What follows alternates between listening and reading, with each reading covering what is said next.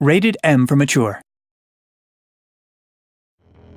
On this special edition of Playing Dead, we'll be discussing the recently announced DLC for Walking Dead Season 1 called 400 Days. I'm your host, AJ LoCascio, and this is Playing Dead.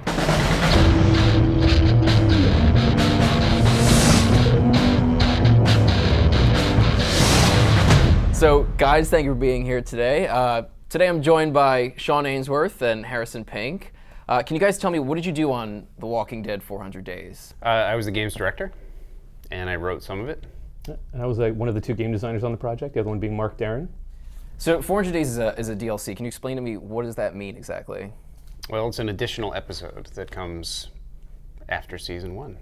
So do you need to have played the full season in order to enjoy it? You don't have to have played the entire season, although it's recommended. We think that the experience is way better if you finish the entire season first. Why is it called 400 Days? That's an intriguing name. We ended up coming up with 400 days because that's the span of time the episode takes place over.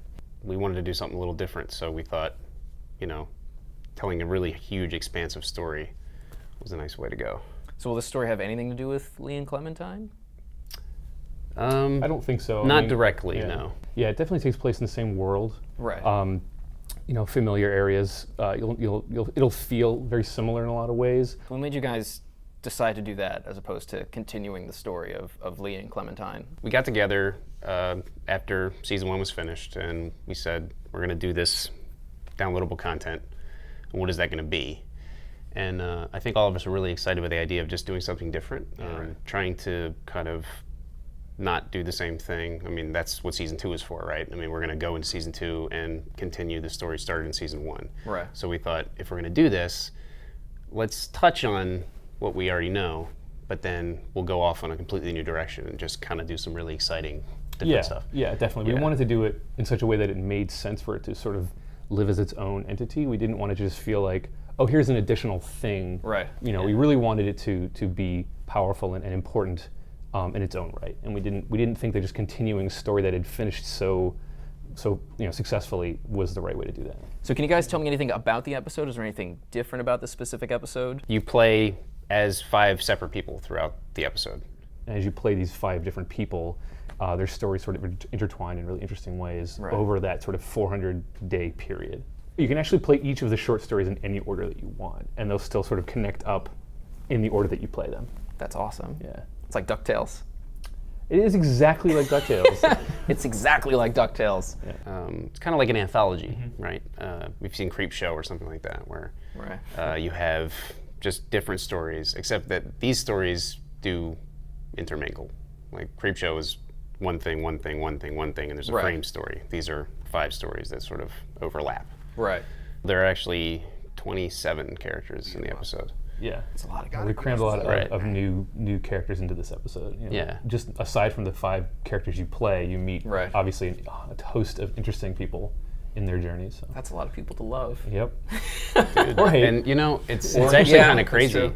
It's because for us, it's a lot. I mean, we don't normally have That's that many usually people stretched in one over a whole episode. season or Yeah, something. Right. We have about I think it's like 70% of our character count for this episode is the entirety of season 1 Yeah. of The Walking Dead. So it's pretty cool. Yeah. Is it longer than another episode, or is it I think it's about the same length. Yeah, it's roughly the same length. Yeah. So obviously, there's 5 separate short stories, so they all sort of cram together to make the length of a normal episode of Walking Dead. So does decision-making play in the same way as it did in the whole season 1? Is it going to affect the outcome of, the episode? Definitely in a lot of different ways. Yeah, it's similar but different.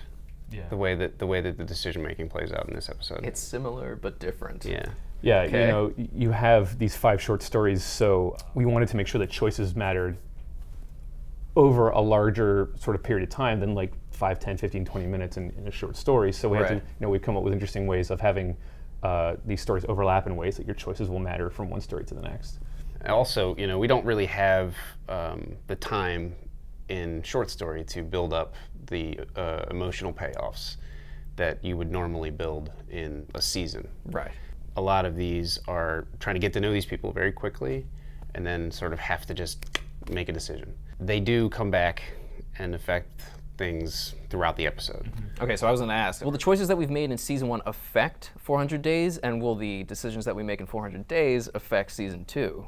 The choices that you made in season 1 will come into play in 400 days. And then the events of 400 days may or may not come into play in season 2. Okay. May or may not. Depending. Depending on your choices. Yeah. Did you guys learn anything from season 1 that you implemented into 400 days? There's a lot of things that we learned from things that people really liked in season 1. Right. Similar to that, just what mechanics did people really, appreciate, and just sort of massaging those and adding things in that are similar to those, but really new ways to interact with the game that we haven't tried yet that I think people are going to really like. Will you guys be releasing 400 Days on the same platform as season 1? Are we going to see anything new, maybe? It's going to be on all the platforms that season 1 was on, and additionally, from what I hear, season 1 is going to be available on the PlayStation Vita. So, and it's going to be have all the touch controls and all the touch sensitivity that the Vita has enabled. All our sort of tech wizards figured all that stuff out, and I think that if you buy season 1, you also get 400 Days in that package on the Vita. So when do you guys plan on releasing 400 Days? This summer. Yep, not a long wait at all. So how much is the DLC going to cost? $4.99. That's it? Just like a regular episode. Yep, regular episode. Yep. Finally, the big question is there anything you guys can tell us about season 2?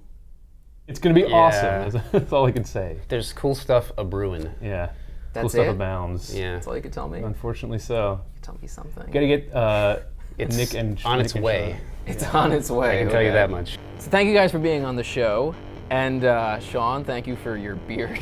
Oh, you're welcome. I appreciate I'm glad. it. So there you have it. 400 Days is coming out. Remember to like us on Facebook, follow us on Twitter, and let us know what you guys think of 400 Days and what your hopes are for season 2. Thanks for watching, and we'll see you guys soon on Playing Dead.